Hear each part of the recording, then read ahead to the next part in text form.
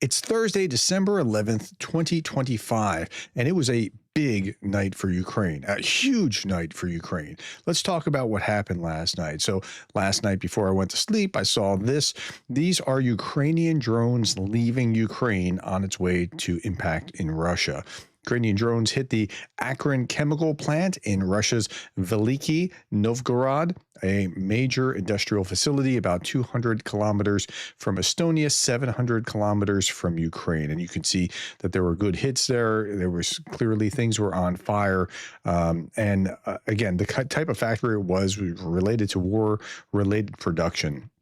Ukraine's attack drones screaming along the rooftop level over Russians in Veliki Novgorod. Let's listen to this. Hear that?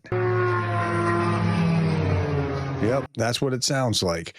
Leaked footage from inside a control room at one of Russia's largest nitrate plants, that's the place we're talking about, shows a major fire engulfing the center of the facility following a Ukrainian drone attack at night.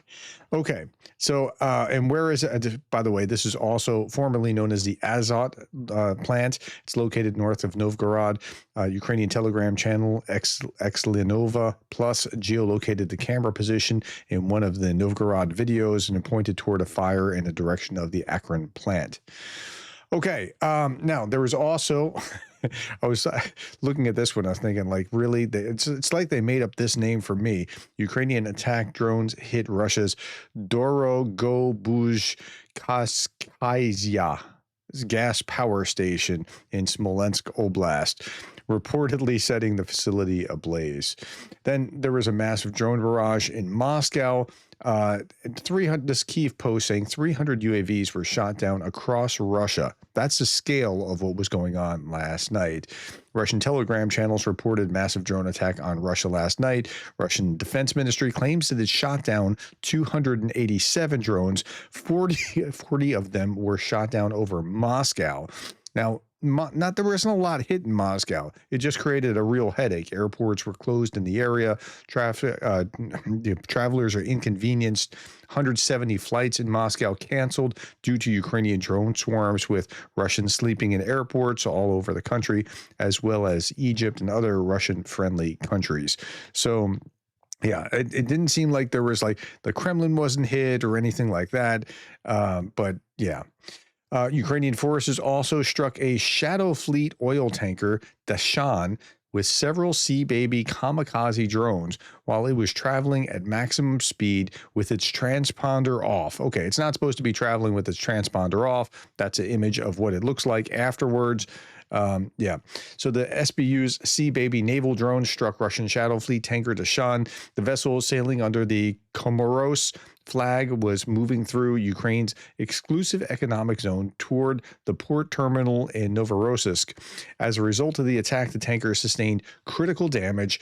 Preliminary reports indicate the ship has been disabled. According to the Ukrainian media, the approximate value of such a tanker is 30 million, and on a single voyage, it carries up to 60 million worth of petroleum products. So, that, again, just this alone would have been big, but there's more to that. The tanker Dashan had no registration. The Gambian flag it showed 2 days ago while passing through the Bosphorus was a fake, and before that, the tanker had a fake Comoros flag for 1/5/2025, and illegal. This is illegal under international law. What's more interesting is that the operation seemed to have U.S. surveillance aircraft monitors. So. Go figure. That's really interesting. Okay, so is the U.S. helping or hindering? Well, at least on this, it seemed like it was helping. For the first time, Ukraine has halted. Now, this is a different story here. I mean, it's one thing after another today. For the first time, Ukraine has halted a Russian oil platform in the Caspian Sea. We're not talking about the Black Sea anymore.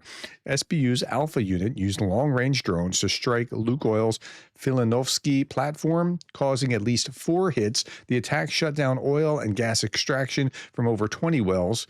Quote, any facility aiding Russia's war is a legitimate target wherever it is, said one SBU source. Strike targeted the fixed LSP-1 installation at the Filanovsky field, a site used for drilling well maintenance and extraction of oil and associated gas. The Filanovsky field itself is one of the significant hydrocarbon deposits on the northern Caspian shelf. Again, it's 900 kilometers from the front line. It's reportedly taken offline, halting output from more than 20 wells. Where is that? This is the Caspian Sea here. So northern Caspian somewhere up here, and Ukraine's way over here. Like that is some significant hit. Okay. Meanwhile, what was Russia doing to Ukraine? 154 drones and missiles. Only 83 out of 151 drones shot down and 2 out of 3 Iskanders. They were really going after Kremenchuk. It's hit by drone and missile strikes, damaging energy infrastructure, according to the Poltava administration. Look how they're coming from all different directions, going just after Kremenchuk. I mean, they did a little bit in other places like Odessa, but really they went after this city hard. Okay, let's look at what happened on the ground. I haven't seen this level for half a year of casualties. 1460 is the number of Russian casualties day over day. 7 armored fighting vehicles, 23 artillery systems, 157 vehicles and fuel tanks. 1460. Okay. Engagements up, casualties at their highest level since April 18th. That's what was happening yesterday. Andrew Perpetua posted this yesterday. We counted 243 Russian KIAs. Okay, now Perpetua looks at video evidence of what was hit and tabulates it. So 243 yesterday. Over the past 30 days, they average 140 per day of what they could document. So this doesn't mean that that's a total of KIAs per day. That means that's what they documented alone. So, okay. Russia commands new strategy near Pokrovsk seems to be to feed hundreds of troops daily into Ukraine's drone fire just to hold the line. The logic is, as long as bodies keep coming, Ukraine can't redeploy forces for offensive actions elsewhere. Well, maybe that's it. Both Russia and Ukraine seem to want to have the fight in Pokrovsk, and that's what they're getting. Ukrainian forces recently advanced near Pokrovsk. Russian forces recently advanced in northern Kharkiv Oblast, Konstantinivka, Druzhkivka, tactical area, and Alexandrivka. Okay, earlier today, Russian forces launched a daytime motorized assault on the main highway in Pokrovsk. The Ukrainian forces trapped the Russians in artillery and drone killbox almost immediately, causing heavy losses.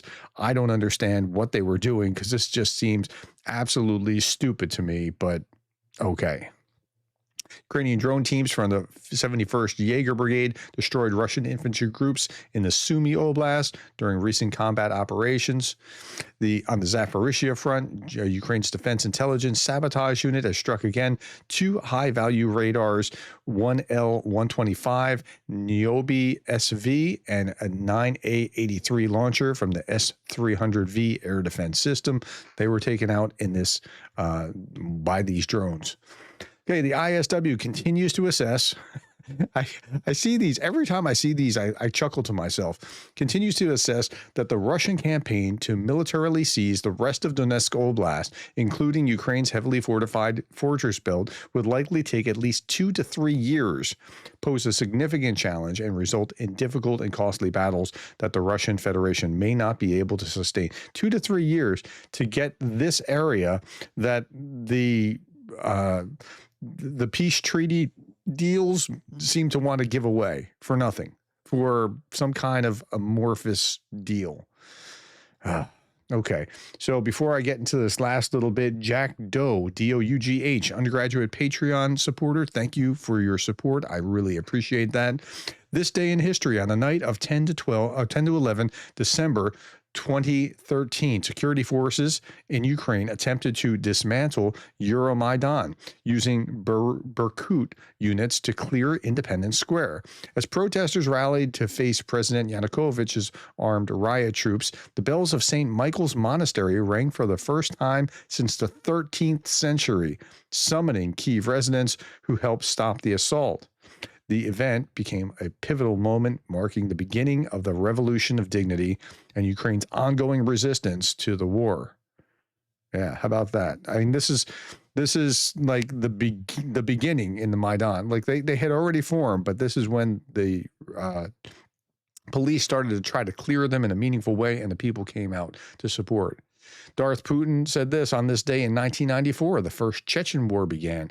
After incompetent initial assault that failed, Russian army turned to barbarism and crimes against humanity. It stopped when we signed a peace deal we would later violate. None of this should sound familiar to you. Well, that's all that I have, my friends. Thank you for listening to me today. Thank you for the likes, the shares, the comments, the subscribes. Thank you for all of that. Thank you more than anything else for being the kind of person who cares about Ukraine.